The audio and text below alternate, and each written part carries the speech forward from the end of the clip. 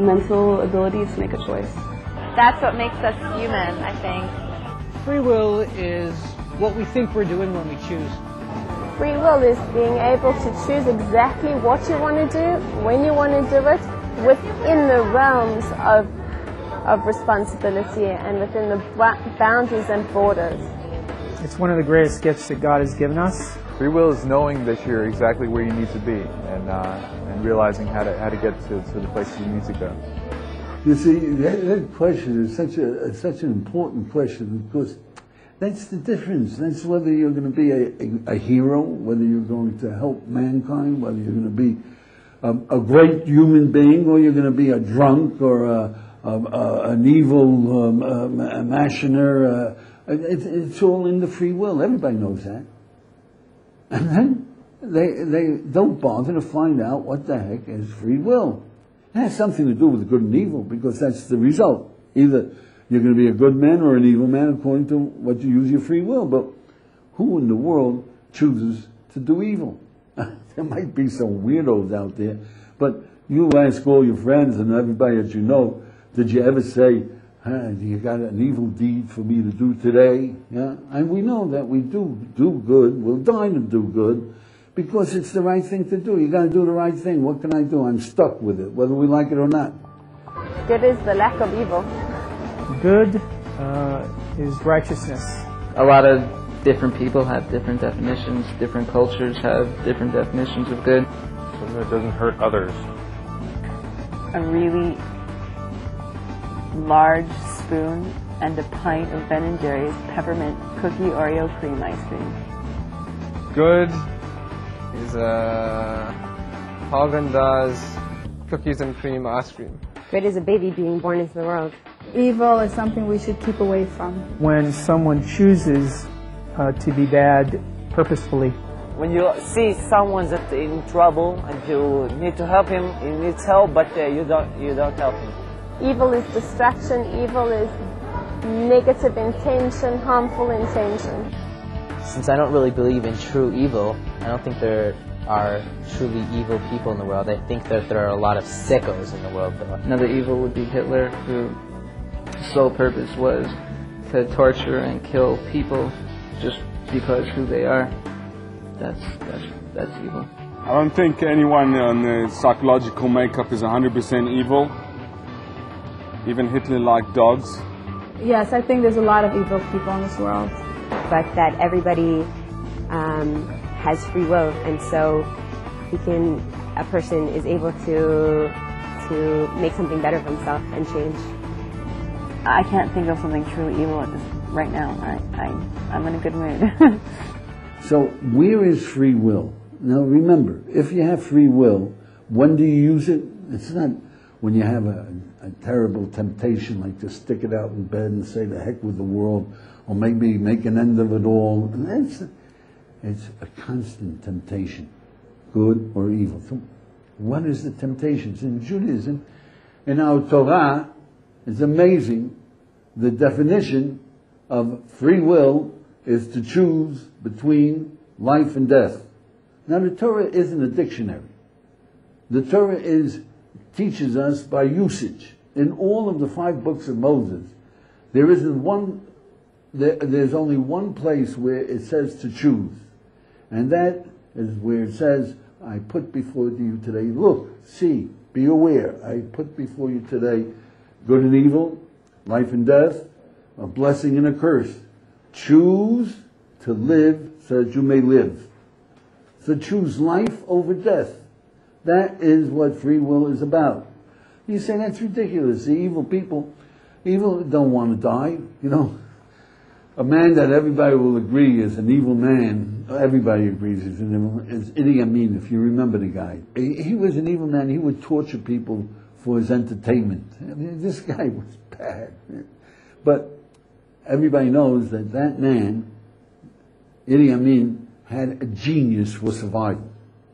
So if somebody threw a grenade through the window, and we'd all be standing here, and this grenade is going to explode, you can be sure the first guy out the door and 3 blocks away would be Idi Amin. While the poor guys would blow up, He had a genius for survival, so he wanted to live. So what does it mean, choose between life and death?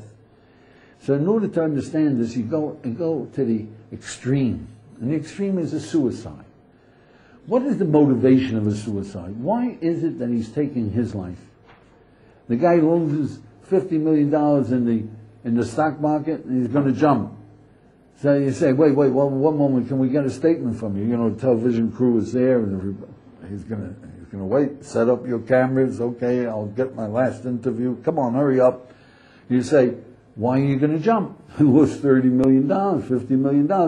You know what it means to lose $50 million? So the reporter says, well, do you have any money left? Oh, well, I have my home in Switzerland, and I have this plane, and I guess I can sell the stuff for $3.5 million. $3.5 million? The guy says, I can live with $3.5 million. You don't know what it means to lose $50 million. He says, well, if you stuck around, could you make it back again? Heck of a lot easier than you can ever make $1 million. What do you make? You're never going to make it. I can make it back. I made it once, I can make it back. So stick around and you'll make it again. That's hurting too much now. No, off we go. Yeah. So really it's escape.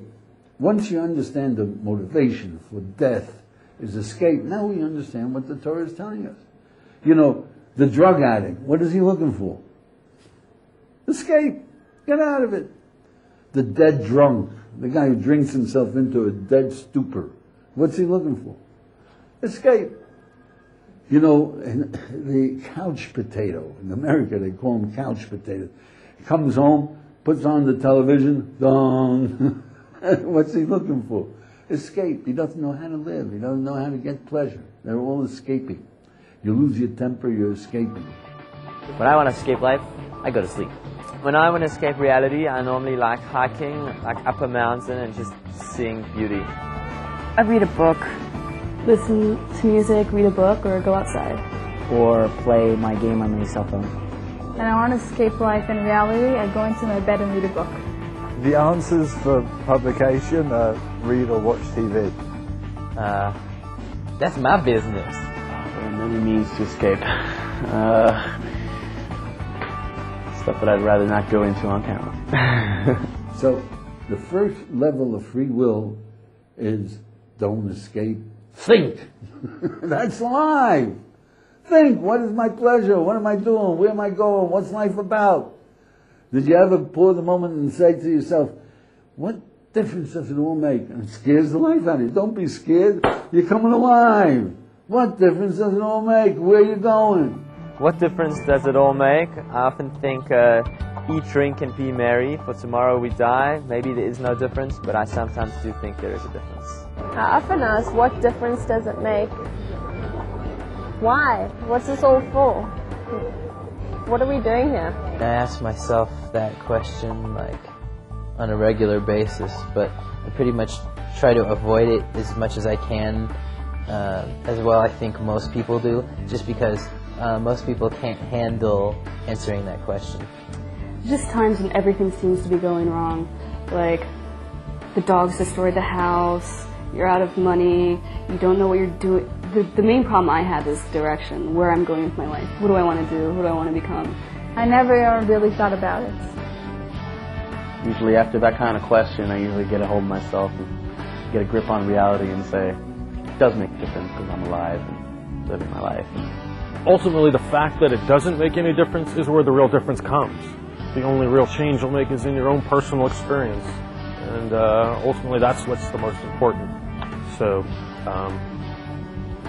it does make a difference. It's all about attitude and how you entertain your thoughts as you go through your life. So that's the first level of free will, to think or not to think. Yeah? But that's only one level. The second level of free will is think again. Because when we have an answer, we think we've got the ultimate. We understand what love is. We understand what life is. We understand how to raise children. It's an ongoing, it's a lifetime quest to really appreciate love, to really appreciate good, to really... It's a think again. And if you never heard about it. That's second level of free will. The third level of free will, you know, we say Shalom Aleichem, inner peace What's inner peace? Every human being is a volcano of conflict. Inside of it, a volcano of conflict. On the one hand, he wants to be great. On the other hand, he feels like sleeping. On the one hand, he wants to use his time. On the other hand, he wants you to convince him that he's using his time while watching television. He knows he's wasting his time. On the one hand, he wants to help people. He wants to be good. On the other hand, he says, leave me alone. So he's always fighting. There's always a fight. So when we say Shalom Aleichem, we're wishing each other peace, which means that your body passion gets into your soul's desire. That's the soul and the body. The soul wants to accomplish. The soul is proud. The soul is powerful. The soul is full of joy. The soul says life is gorgeous. The body says, leave me alone. Let me sleep. Comfort, satiation, just take away the pain. All I want is comfort. And this is a fight going on all the time. You go jogging. The body says, this is going to kill you. This is crazy. Your feet are going to fall off. Your head is going to burst. This is sadistic. Your soul says, come on, people do it. It's healthy for you. You keep on doing it. You'll get used to it. Now, if you quit running, you quit bodybuilding, you quit a diet. So for the moment you feel, no more running. But you'll never make peace with the soul, because the soul says, damn it, get a grip on yourself. Let's go. Let's use our potential. We'll never have peace. How do I feel when I quit something that I want to continue? I'm disappointed with myself. I once quit piano. I played for 2 years. I hated it, and now looking back, I would have really liked to play piano, have a good hobby to do when I'm older. I wanted to go learn nursing, and I decided not to go, and it was very disappointing for me. I quit in the middle of the school year once in high school, and education is important to me, and it always was, and it really hurt me to think that I had to do that. Well, on the other hand, if you diet down and you lost 60 pounds, boy, the body says, ain't I great? You keep on jogging, you keep on jogging for 6 months, and you don't jog a day, the body says, hey, you missed jogging, I don't feel so good. Come on, let's go out there. Yeah? The body will make peace with the soul won't make peace with the body. That's the third level of free will. When you got your body passion into the soul's purpose, when you're outraged by injustice, when you are absolutely lusting for truth, for life, that is peace. But there's even more. You see, in Judaism we say that free will, the righteous man identifies with his soul. The evil man identifies with his body. So when you look at Esav Arosha, the son of Isaac, the brother of Jacob, who said, it says in the Torah, Vayome Esav Belibai, his body is talking to his soul, and he says, when my father dies, then I'm going to kill my brother Jacob. King David is a good man.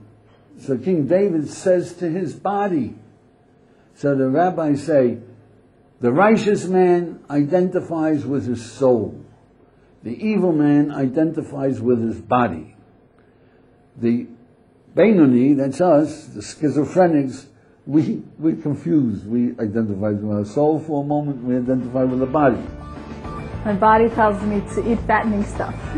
My soul says to me, be true to yourself or you will never fall. That's a quote from the Beastie Boys. My body says to me, eat food, stretch, chase women.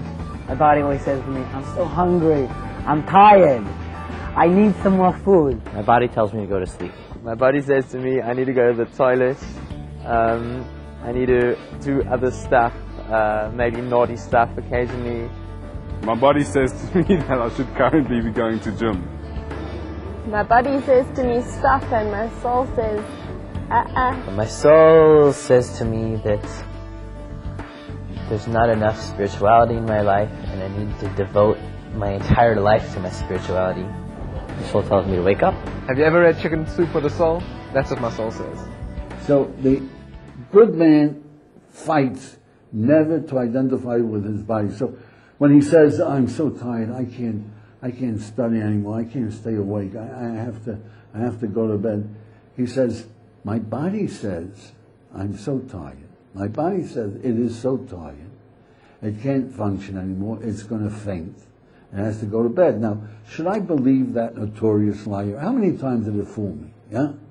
Let's see, how much sleep did I get last night? I'm not that tired. Shut up. Get out of my way. Did your body ever tell you if you don't have that piece of cake, then you're going to faint? That's exactly what you need in order to survive. That little piece of cake, that dessert, yeah? Don't say, I need that piece of cake. Say, my body claims that without this piece of cake, you're going to faint in hunger. Now, is that reasonable, or is this another one of his notorious liar tricks? Shut up, your body. And you promise your body good things. You say, listen, you listen to me and forget about this, and then the end of the week we're going to orgy. We're going to have cake and cake until it comes out of it. You know, don't worry. Your body is always lying to you. You know, just another 5 minutes and then you start studying, you'll work on the contract. Another 5 minutes, then break for tea, break for this, break for that. You learn to talk to your body. Anybody who goes jogging knows how to do it. You know, you remember if you jog, you say, just until that tree. The body says, no, we got to quit. No, just until the corner. And then just another 5 feet, to the next tree.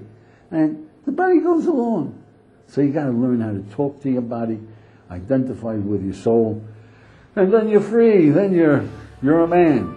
When my body's really tired and it just wants to stop and it doesn't want to get up and go, I focus on the end goal, and I just realize that it can do anything that I put my mind to it. My body wanted me to quit studying so hard, and I followed up by saying, I kept saying like 5 more minutes, 10 more minutes, you can do it. When my body wants me to quit, like for example, if I'm very sleepy, I drink a lot of coffee. It's kind of like a kung fu movie, like the final scene, and it's like the guy's got nunchucks, and I'm like barehanded, and I have to, like, my master's like voice comes into my head and says like, use the hidden crane technique. That's what I do. When my body tells me I want to quit, I just tell it back, no pain, no gain. I don't fight my body. My body wants me to quit, then maybe for the sake of my body, I should go with that. Just put myself in a mental state where I'm not thinking about any questions. When my body wants to quit, I tell it keep going, because at the end of the race, there is a nice dish of ice cream. Top level of free will. Top level. You know the Almighty loves you? You pray to God? You know that this world is a beautiful world? Ask yourself, what does the Almighty want? That's what you want. That's really what you want. What does the Almighty want you to do? How does the Almighty want you to treat your fellow man? How does the Almighty want you to treat the rest of His children? And you know, you can feel very good when you're living with what the Almighty wants. And it's powerful. Who does God want you to be? I don't know, you're going to have to ask Him that. If I knew the answer to that. True manifestation of your inner self, possibly? I think I have to find out who I want to be first. God wants me to be the best person that I can, whether that's a fireman or a ballerina, whatever it is. God wants me to be the best I can be. I really believe God just wants me to be myself and loves me the way I am. God wants me to be the best person I can be. God wants me to be the best person that I can be. God wants me to be the best person that I can be. He doesn't want me to be anyone else that I'm not. He wants to be the best person that I can be. If you have any questions or any comments, anything at all, we're interested. Please call.